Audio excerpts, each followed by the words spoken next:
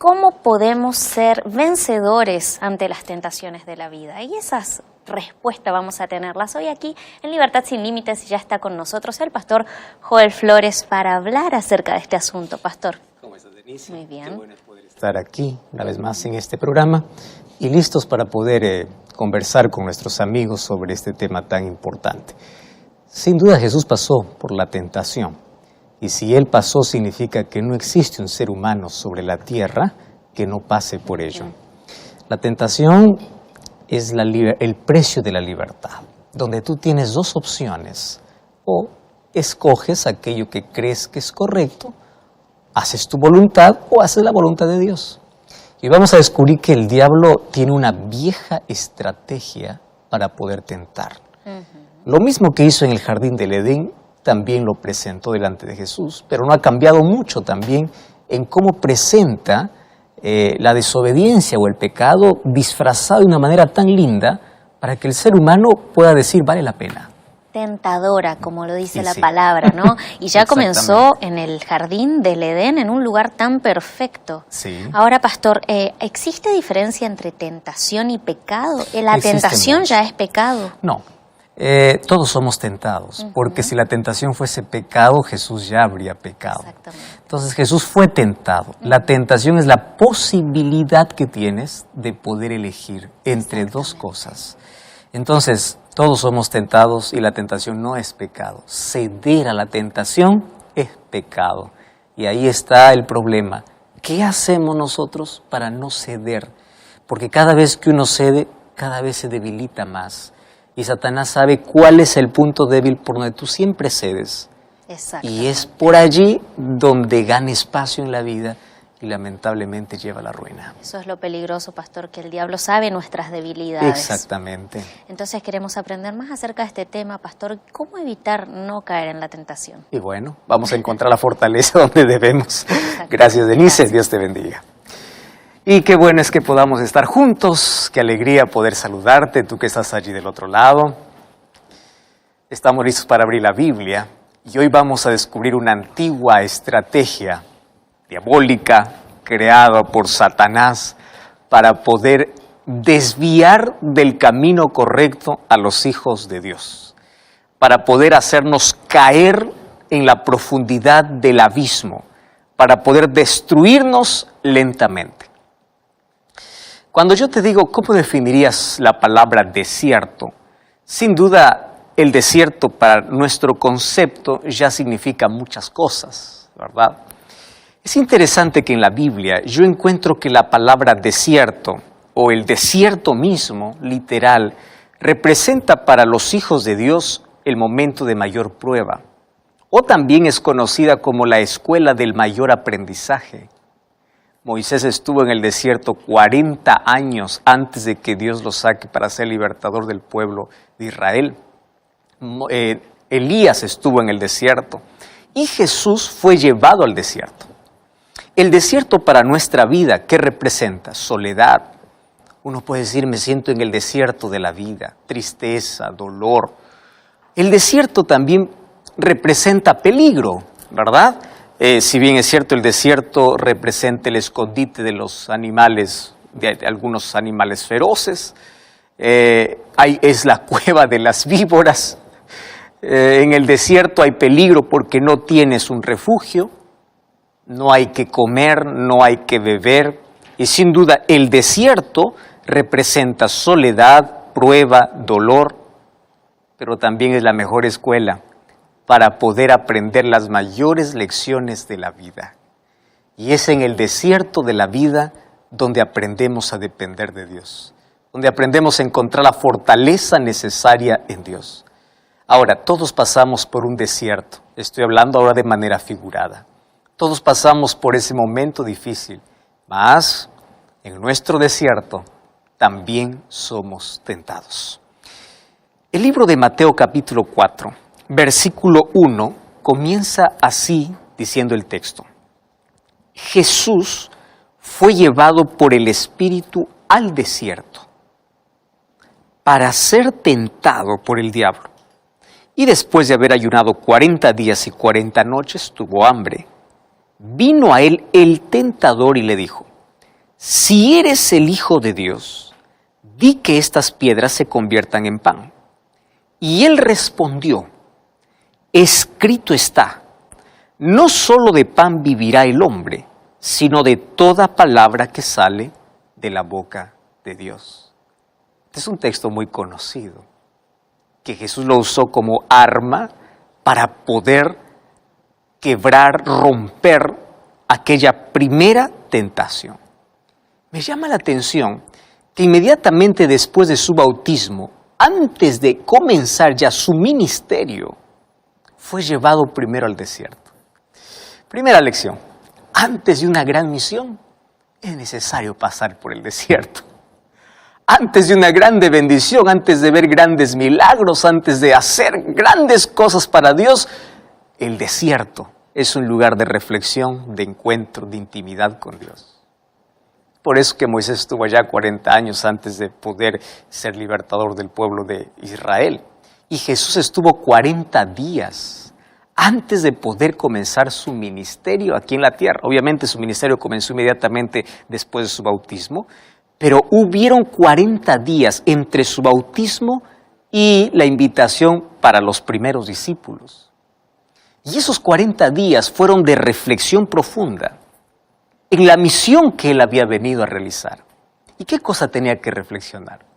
Es interesante que en el capítulo 3 de Mateo habla acerca del bautismo de Jesús. Y allí dice que del cielo se escuchó una voz que decía, tú eres mi Hijo amado. La seguridad de que Él es el Hijo de Dios, una vez más fue confirmada allí en el momento del bautismo. Sin embargo, después de haber estado 40 días sin comer nada allá en el desierto, en el momento de más extrema necesidad, aparece, como la Biblia lo llama, de el tentador. En el idioma original se diría peiratson o peiratson. El tentador, aquel que tiene una estrategia, aquel que sabe cómo seducir al ser humano para que pueda destruirlo. Y el tentador nunca da la cara. El tentador no se presenta como es, porque la tentación tampoco se refleja la realidad. La tentación viene tan provocativa, tan agradable, tan dulce, aunque por dentro amargue tanto. Y ahí aparece Peiratson, el tentador. Y este tentador viene disfrazado como un ángel, que es difícil de reconocer. Probablemente Jesús en un momento, recuerda que cuando Él vino a esta tierra, vino como ser humano. Cuando Él vino a nacer como ser humano, tomó nuestra naturaleza humana y no pecó. Eso significa que Jesús aquí no tenía el poder divino, Él dejó toda su potestad en el cielo. Por eso que aquí en la tierra Él aprendió a depender de su Padre, aprendió a orar, aprendió a llamar a Dios de Padre, porque vino como ser humano. Él es Dios y hombre, Él es el único que tiene las dos naturalezas. Pero cuando estuvo en la tierra vino como ser humano. Y allí pudo ser fácil, allí confundir al tentador con un ángel. Solo que el tentador revela su estrategia inmediatamente. Y Jesús fue tentado. Y si Jesús fue tentado, los seres humanos vamos a ser tentados siempre. ¿Qué cosa es la tentación? La mejor definición que yo encontré de tentación es el precio de la libertad. Es la opción que tú tienes para poder elegir entre dos cosas en la vida. Y Jesús, como asumió nuestra naturaleza pecaminosa, Él tuvo que ser tentado, así como Adán y Eva fueron allá en el Edén, teniendo la posibilidad de poder elegir, de poder escoger. Tú eres tentado solamente cuando tienes la posibilidad de escoger entre dos opciones. Es allí donde se prueba la libertad, por eso es el precio de la libertad. Lamentablemente muchos pagan por ese precio muy alto, porque ceden a la tentación del enemigo. Y Jesús allí fue tentado. ¿Y cómo descubre la estrategia del tentador? De una manera simple. Porque Satanás siempre revela duda en sus palabras. Y la duda es la primera estrategia diabólica. Colocar duda y comienza diciendo, si eres el Hijo de Dios. ¿Acaso allá en el bautismo, en el momento que Jesús fue bautizado, no escuchó la voz del Padre diciendo, tú eres mi Hijo amado? ¿Y por qué alguien vendría a decir si tú eres? ¿Por qué colocaría una duda ante la total seguridad del cielo? ¿Y en qué consistía esa tentación? Para nosotros parece no ser esta una tentación, ¿verdad? Uno puede decir, pues para mí esto no es tentación. Claro, no lo es. Pero te voy a explicar por qué lo era para Jesús. Si eres el Hijo de Dios, haz que estas piedras se conviertan en pan. ¿Sabes qué le está pidiendo el tentador?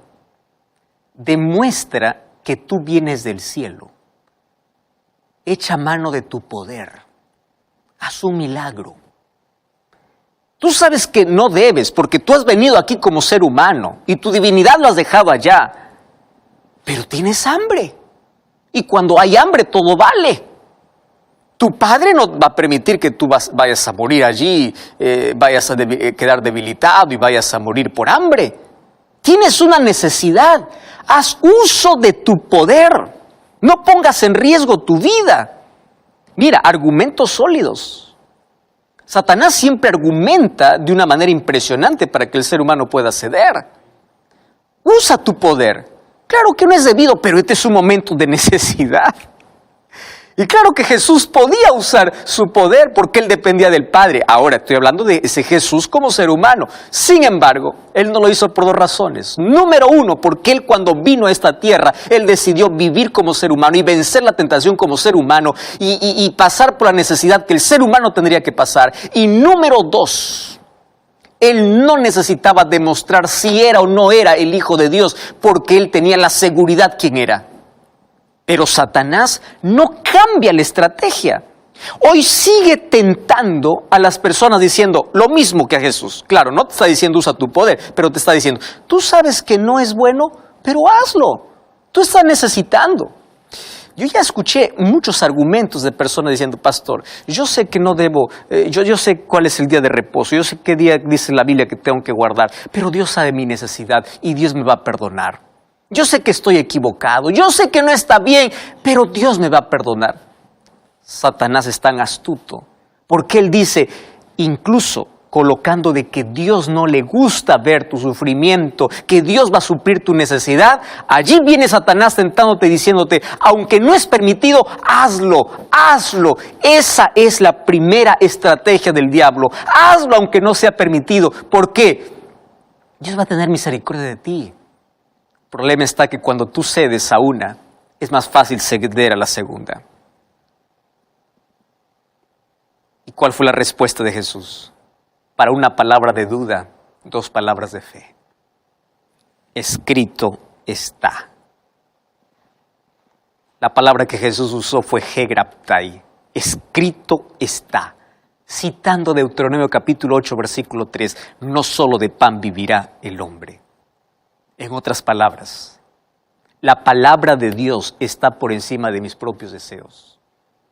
Yo a ti no te voy a demostrar nada y yo no voy a hacer absolutamente nada usando mi poder para poder cubrir mi necesidad porque vine aquí como ser humano y no necesito demostrar a nadie que soy Dios porque yo sí sé quién soy. Wow, impresionante. Lamentablemente los seres humanos colocamos nuestros deseos por encima de la palabra de Dios. Colocamos nuestra miseria, nuestra necesidad, nuestra pobreza, nuestras deudas por encima de la palabra de Dios. Y desconfiamos de la palabra de Dios.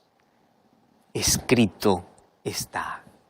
Y Satanás es astuto. Él no se queda de brazos cruzados. Ah, tú me dices escrito está y viene la segunda. Versículo 5. Dice así, entonces el diablo le llevó a la ciudad santa, le puso sobre el pináculo del templo y le dijo, si eres el Hijo de Dios, échate abajo, porque escrito está, a sus ángeles mandará cerca de ti y en sus manos te sostendrá para que no tropiece tu pie en piedra. Y Jesús le dijo, escrito está, no tentarás al Señor tu Dios. ¿Qué estrategia es esta? Ahora préstame mucha atención. Satanás es un experto manipulador.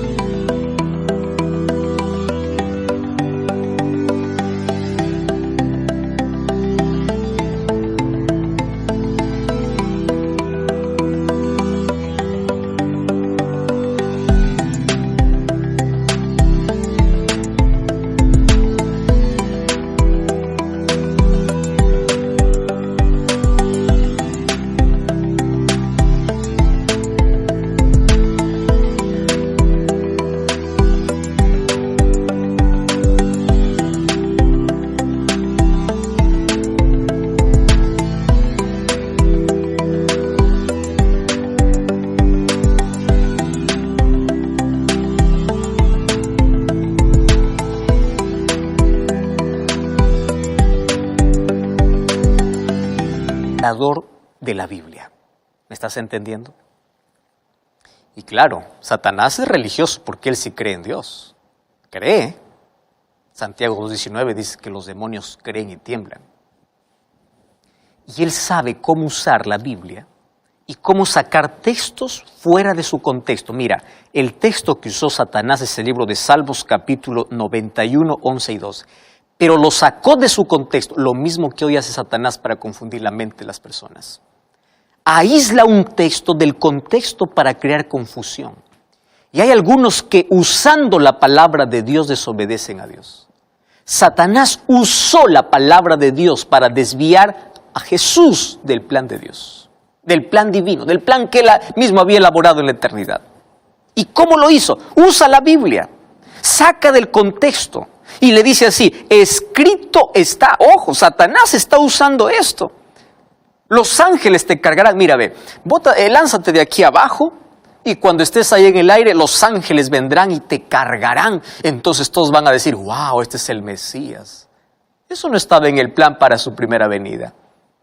Que Jesús venga con los ángeles es el plan de su segunda venida. Lo que Satanás le está diciendo es, mira, ahórrate el desprecio. Haz alguna cosa para que la gente te reciba, para que la gente no crea en ti, para que la gente no tenga duda. Parece un argumento bueno, ¿verdad? Lo que le está diciendo Satanás es, mira, los ángeles van a estar allí para sostenerte. Hay muchos que confunden fe con presunción. ¿Cuál es la diferencia? Hay algunos que usan la fe para manipular a Dios. ¿Qué cosa es presunción? Hacer mi voluntad y querer que Dios haga un milagro. Eso es presunción, eso no es fe. No era la voluntad de Dios, obviamente, que se lance de la cúspide o de un templo para que los ángeles aparezcan. Dios no está obligado a hacer un milagro cuando tú estás yendo en contra de la voluntad de Él. Y claro que los milagros acontecen cuando Dios quiere, no cuando tú quieres. Tú no puedes manipular por la fe a Dios. Fe y presunción es una cosa muy diferente. Y Jesús le dice, escrito está, no tentarás al Señor tu Dios. En otras palabras le está diciendo, yo conozco el plan, yo no tengo que demostrar nada a nadie. Si tengo que sufrir, voy a sufrir. Si van a despreciar,